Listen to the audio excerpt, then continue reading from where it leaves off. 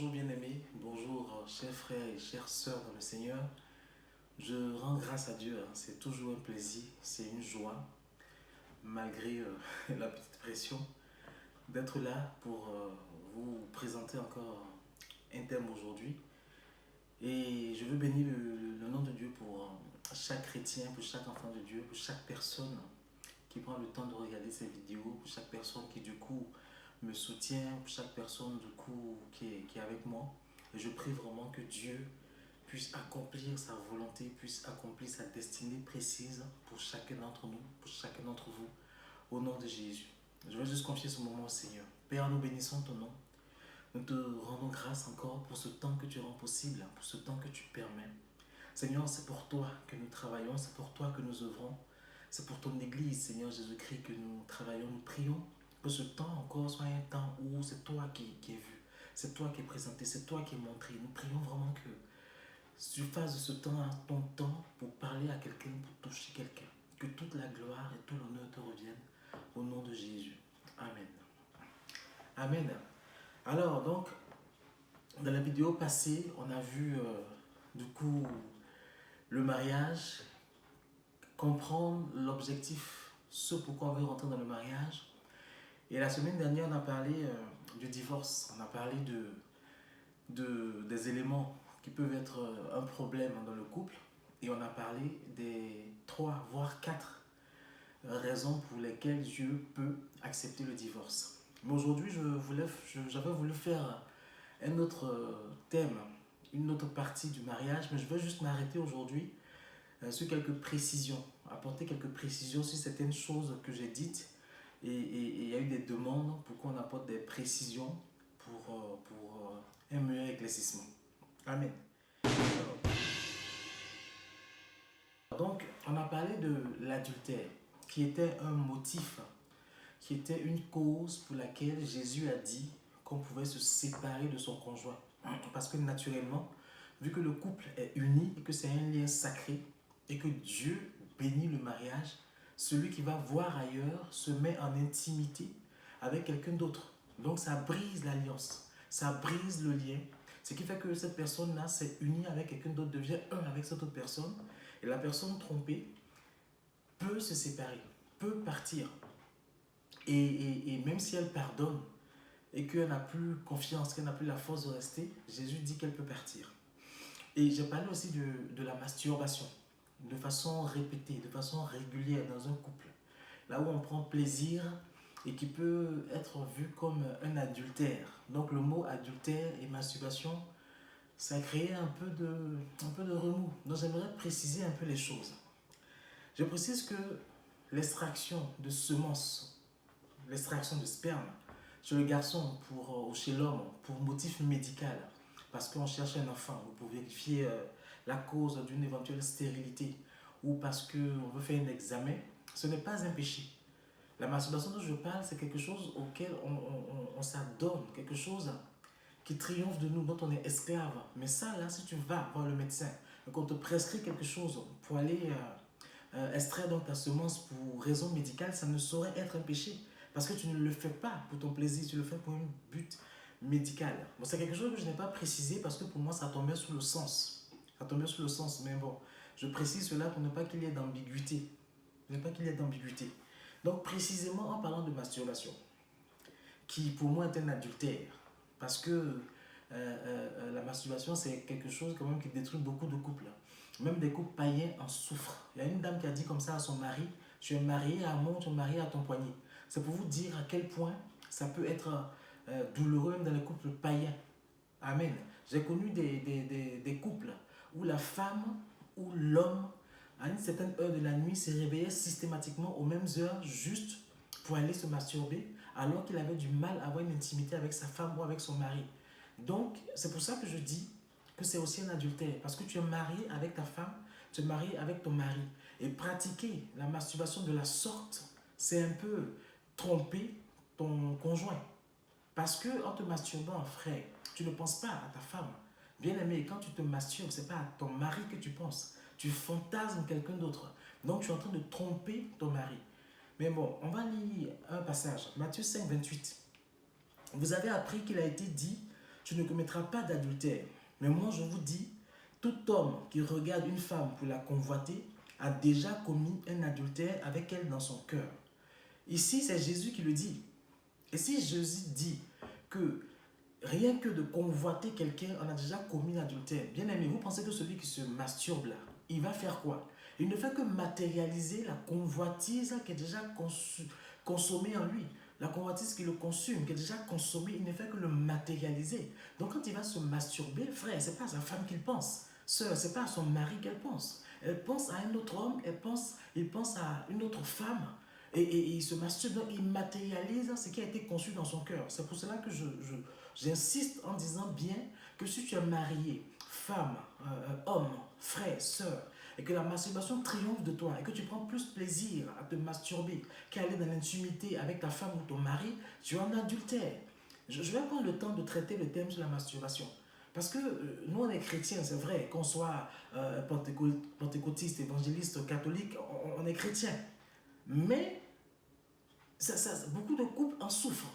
Dans l'église, beaucoup de couples en souffrent. Il y a des femmes qui ont surpris au milieu de la nuit plusieurs fois leurs hommes en train de se masturber en regardant des films pornographiques. Il y a des hommes qui ont surpris leurs femmes au milieu de la nuit en train de se masturber avec des gens au téléphone. Donc ce n'est pas quelque chose comme ça qu'on peut passer sous silence. Les chrétiens en souffrent, les couples en souffrent. Donc, c'est pour ça que je précise que si ça triomphe de toi, il faut que tu partes voir quelqu'un. Il faut que tu partes, tu en parles à ta femme. Il faut que vous priez pour que Dieu puisse t'en délivrer. Parce que ça peut détruire ton couple. Et je précise aussi que le diable ne gêne pas avec des cornes. La Bible l'appelle aussi serpent ancien. Et un serpent, sa spécialité, c'est de ramper sur les murs. Et quand il rampe sur les murs, quand il rampe sur le sol, dès qu'il voit une petite fente, une petite faille, il rentre dedans. Et c'est comme ça qu'il peut faire des dégâts. Et la masturbation ouvre des brèches pour Satan pour entrer dans ta vie. Et pour des problèmes et des difficultés pour entrer dans ta vie. Et ça peut détruire ton couple. C'est pareil que si tromper sa femme ou son mari avec quelqu'un de physique. Amen.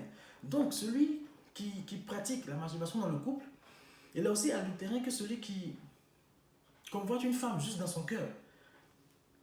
Et lui, en plus, il se souille. Il verse sa semence ailleurs, par terre, autre que avec sa femme. Amen. Genèse 38, 9, 10 dit: Sachez que cette descendance ne serait pas pour lui. Sachant, que cette descendance ne serait pas pour lui, Onan perdait sa semence par terre lorsqu'il devait avoir des relations avec sa belle-sœur, afin de ne pas donner de descendance à son frère. Ce qu'il faisait de plus à l'Éternel, qui le fit aussi mourir. Alors Onan a son frère qui n'a pas donné de descendance à sa femme avant de mourir. Donc, la tradition de l'époque voulait qu'il épouse la femme de son frère pour lui donner une descendance. Mais comme il ne voulait pas donner de descendance à son frère, à chaque fois qu'ils étaient dans l'intimité et qu'il fallait, il fallait atteindre le plaisir maximum, il se souillait par terre, donc il versait sa semence par terre. Et ça déplut à Dieu. Et Dieu l'a fait mourir pour cela. C'est pour cela que la masturbation s'appelle aussi l'onanisme. Donc si Dieu a tué quelqu'un dans ce contexte précis, pas parce qu'il a dit je ne vais pas lui donner une semence et qu'il se retenait pour ne pas le faire. La Bible dit que Dieu l'a tué parce qu'il se souillait par terre. Donc, imaginez si Dieu fait mourir Onan parce qu'Onan se souille par terre. Est-ce qu'il serait heureux de nous voir qu'on est mariés et qu'on va à chaque fois se souiller aussi dans les lavabos, se souiller dans la salle de bain, se souiller par terre? Personnellement, je ne pense pas. C'est pour cela qu'il est important que si cela triomphe de nous, on fasse attention. J'ai connu un homme de Dieu qui faisait des miracles, il donnait des paroles de connaissance, des guérisons, il prêchait bien, mais il avait un problème, c'était la masturbation. Et un jour, Dieu l'a délivré. À chaque fois qu'il devait aller prêcher, il était inquiet, il était soucieux qu'un démon révèle cela. Mais il a été délivré. Donc c'est quelque chose qui est important de préciser quand même pour que les chrétiens puissent comprendre que ça peut être dangereux. Qu'on soit croyant ou pas, le fait d'être marié et de pratiquer la masturbation, ça brise beaucoup de couples. Amen. Maintenant, quand on parle aussi d'infidélité, je n'ai pas précisé ces choses-là parce que pour moi, ça tombait sur le sens. Quand on parle d'infidélité aussi, on peut parler d'une sœur ou d'un frère marié qui a ce qu'on peut appeler une démarche de séduction envers quelqu'un d'autre que son mari. Bien aimé, si Tu as l'objectif de séduire quelqu'un d'autre. Si quand tu t'habilles le matin, c'est que tu puisses aller séduire quelqu'un à ton travail, tu puisses aller séduire quelqu'un dans ton lieu associatif, là où tu es souvent, là aussi c'est en quelque sorte tromper un peu ton mari. Parce que tu as une intention derrière qui n'est pas bonne. Les, les, les, les, les chrétiens aujourd'hui aiment dire que j'aime savoir que je plais, j'aime savoir que malgré le fait que je sois marié, les gens me regardent. Mais bien aimé, si tu es marié et que ton mari t'aime, que tu plais à ta femme, que tu plais à ton mari, normalement ça devait être suffisant. Donc envoyer des photos osées ou envoyer des textos osés à quelqu'un d'autre qui n'est pas ta femme, qui n'est pas ton mari, ça peut aussi friser un peu l'infidélité. Donc il faut aussi faire attention à ça parce que ça peut ouvrir des portes qui peuvent créer beaucoup de problèmes. Amen. Donc je tenais vraiment à faire cette précision-là sur l'infidélité et sur la masturbation. Amen. Maintenant, on va parler des violences conjugales. Quand j'ai aussi dit que les violences conjugales peuvent être le motif vraiment de séparation pour mettre la personne qui subit les violences en sécurité. Puis, si les démarches n'ont pas abouti pour aller jusqu'au divorce, ça aussi, ça fait un peu de remous. Bien aimé, l'année dernière en France, il y a 130 femmes qui sont mortes sous le coup de leur conjoint ou ex-conjoint. Il y a eu 28 hommes qui sont aussi morts de la même manière. Et dans ces 130 femmes-là, et dans ces 28 hommes, il y a des filles et des fils de Dieu. Il y a des chrétiens, il y a des croyants, il y a des gens qui sont mariés, bénis à l'église. Hein, que le pasteur a béni, que le prêtre a béni, voilà, qui ont été bénis.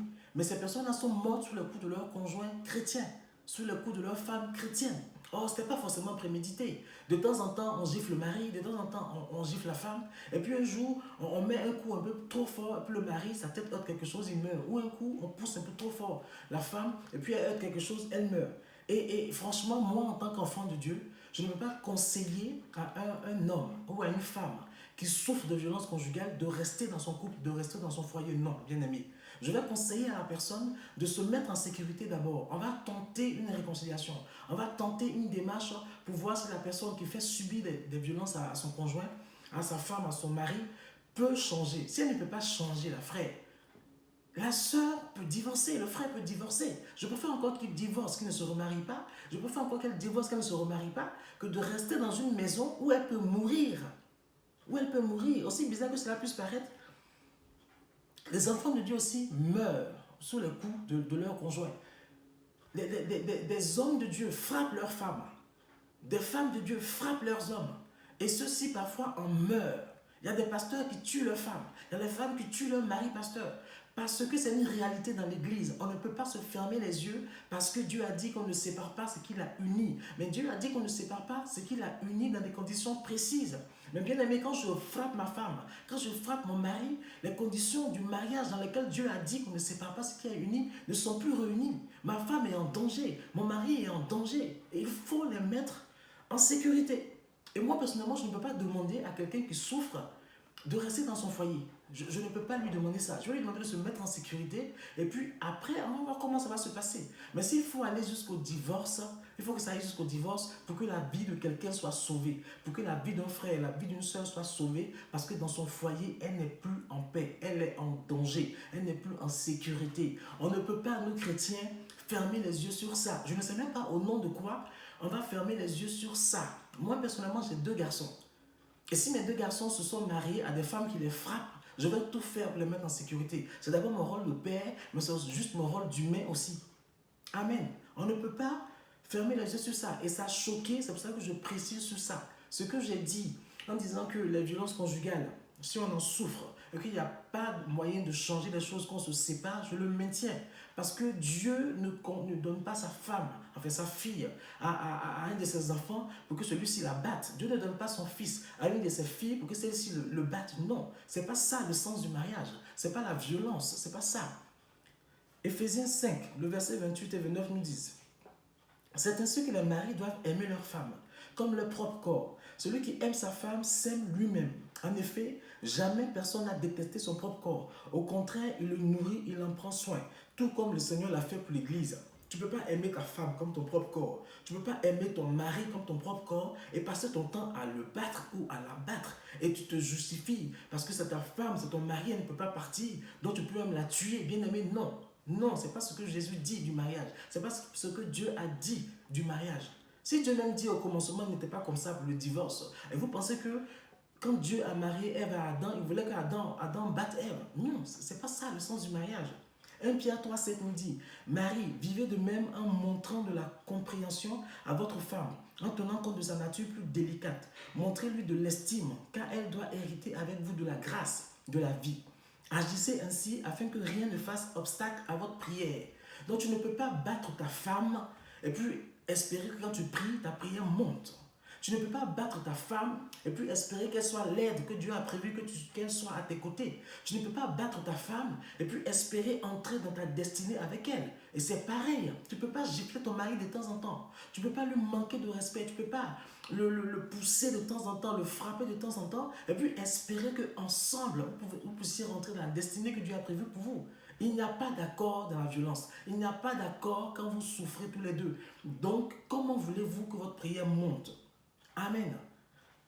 Donc si les personnes victimes de violences conjugales sont mises en sécurité et que la situation ne s'améliore pas malgré les médiations, les tentatives de réconciliation, il faut faire quoi selon vous? Qu'est-ce qu'il faut faire? Il faut laisser la femme là-bas et pour que son mari continue de la frapper au risque de la tuer un jour. Il faut laisser l'homme dans la maison pour que sa femme continue de le pousser, de le battre au risque qu'il meure un jour. Franchement, je ne sais pas ce que vous ferez, mais moi personnellement, je vais encourager la personne à se mettre en sécurité. Après, on m'a prié Dieu pour que les choses se passent bien, mais si ça ne va pas bien, je pense qu'elle serait mieux divorcée que mariée dans la souffrance. Amen. Une femme battue ne peut pas entrer dans sa destinée de mariage ou même aider son mari. C'est juste pas possible.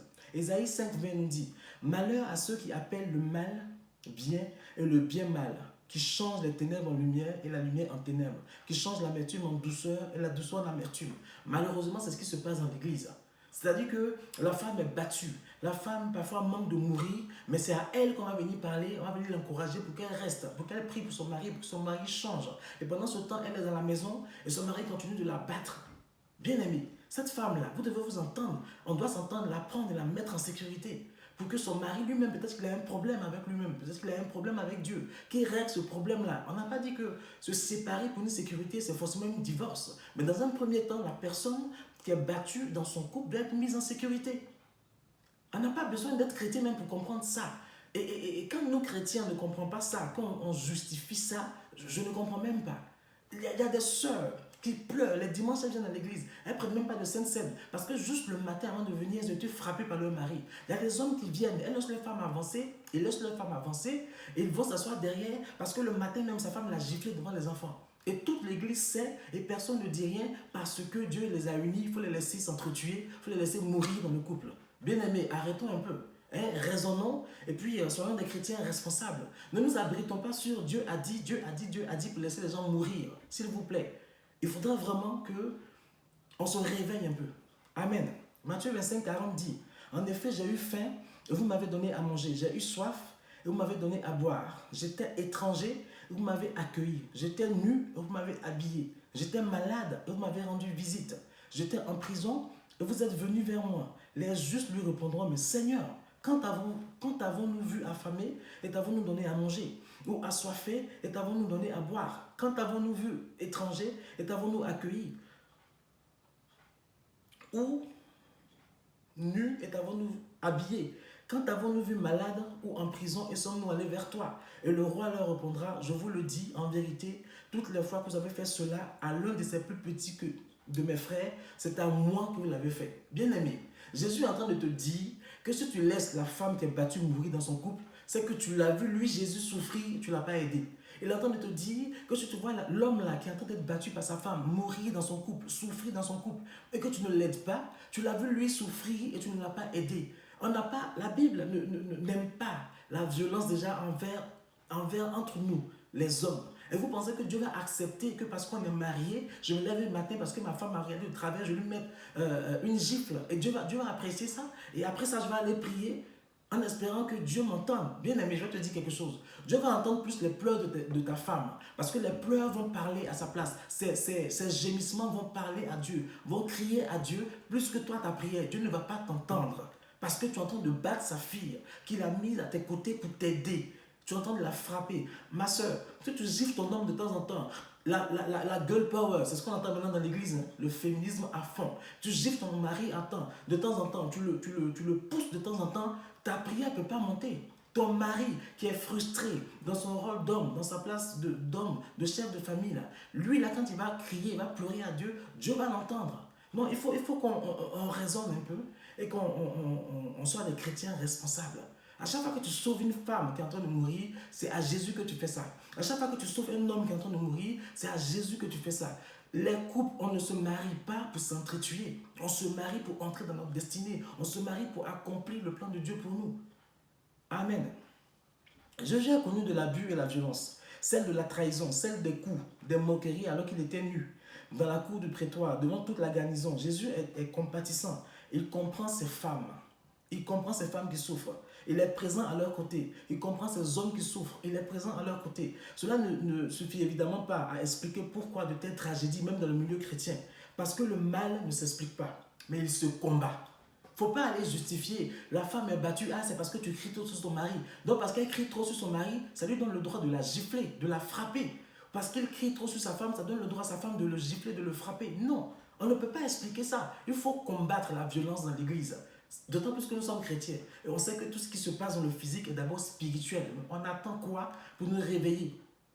Qu'il y ait des sondages qui disent que l'église est devenue l'endroit le plus dangereux où les femmes et des hommes meurent sous les coups, où les hommes ne font rien. Il y a des pasteurs qui sont en prison aujourd'hui, que ce soit en Europe ou en Afrique, parce qu'ils ont laissé des gens mourir dans leur couple. Quand les chrétiens les ont appelés à l'aide, ils ont dit non, c'est ton mari, reste là-bas. Quand les hommes ont crié à eux, ils ont dit non, c'est ta femme, reste là-bas. Aujourd'hui, ils sont en prison. Et on va dire quoi? Que Dieu les a abandonnés? Non.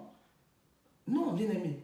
Ils ont juste ce qu'ils méritent. Parce qu'ils n'ont pas aidé Jésus qui était en ces personnes-là qui souffraient. Jésus dit, si vous sauvez cette personne, ce plus petit-là, vous l'avez fait pour moi. Si vous sauvez cette plus petite-là, vous l'avez fait pour moi. Mais qu'est-ce qu'on attend? Qu'est-ce qu'on attend, chrétien? Amen. Donc franchement, je prie que Dieu nous donne de prendre conscience au niveau de la violence. Maintenant, concernant le sexe dans le couple. 1 Corinthiens 7,4.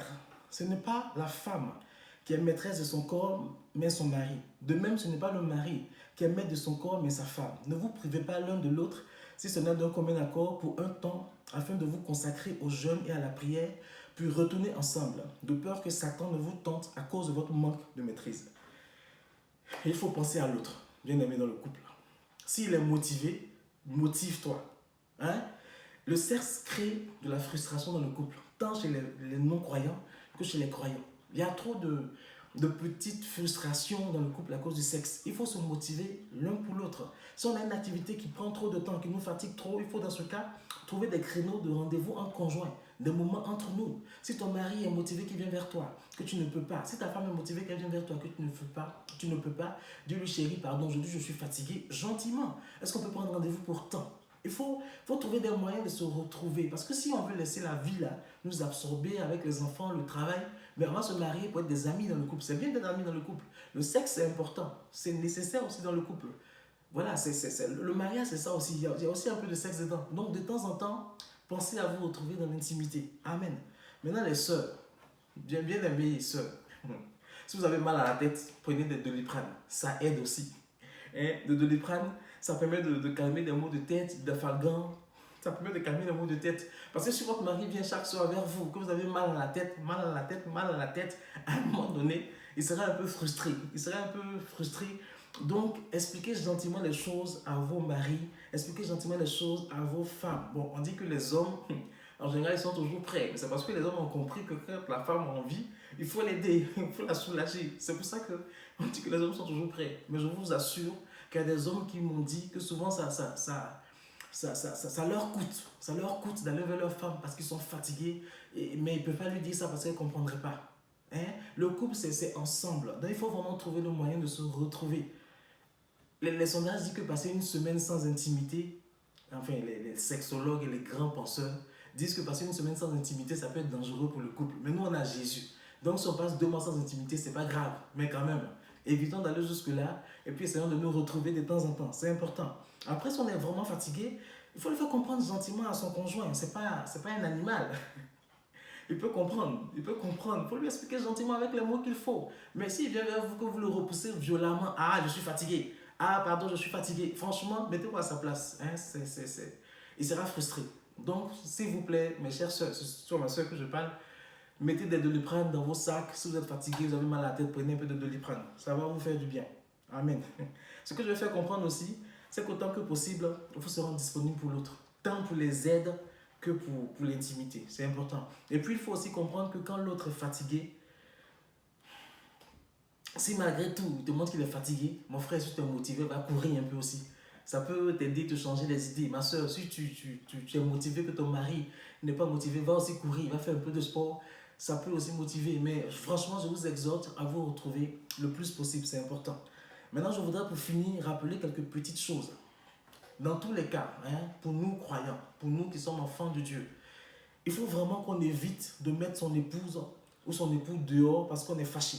Il faut toujours trouver un point d'accord, toujours s'accorder. Mais s'il vous plaît, ne mettez pas les gens dehors parce que vous êtes fâché. Tu ne peux pas mettre ton mari dehors, le père de tes enfants dehors parce que tu es fâché. Il ne t'a pas tapé, il n'a rien fait. Mais parce que tu es fâché, tu le mets dehors. Il faut éviter ça. Amen. Il faut éviter d'abandonner le lit conjugal pour le canapé parce qu'on est fâché.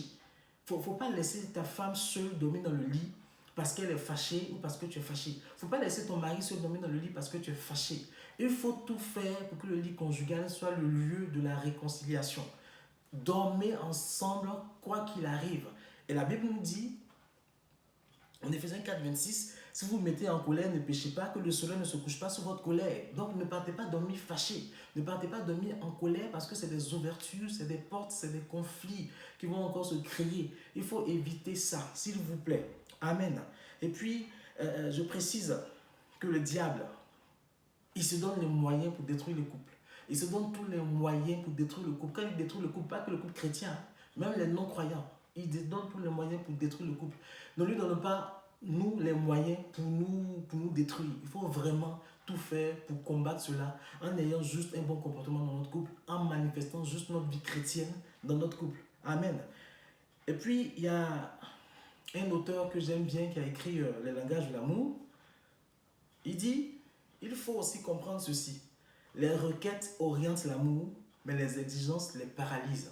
Donc, si ton mari ne te comprend pas trop, s'il te plaît, aide-le à te comprendre. Donne-lui des indices pour qu'il sache comment te faire plaisir à toi. Si ta femme ne te comprend pas trop, s'il te plaît, aide-la à te comprendre. Donne-lui les indices, les instructions, même de façon subliminale pour qu'elle puisse te comprendre. Parce que les devinettes dans le couple, ça peut tuer le couple. On ne peut pas tout deviner. Il faut qu'on parle. Voilà, bien aimé. J'espère vraiment que ces précisions vous auront fait du bien, que ça vous aurait apporté les éclaircissements nécessaires.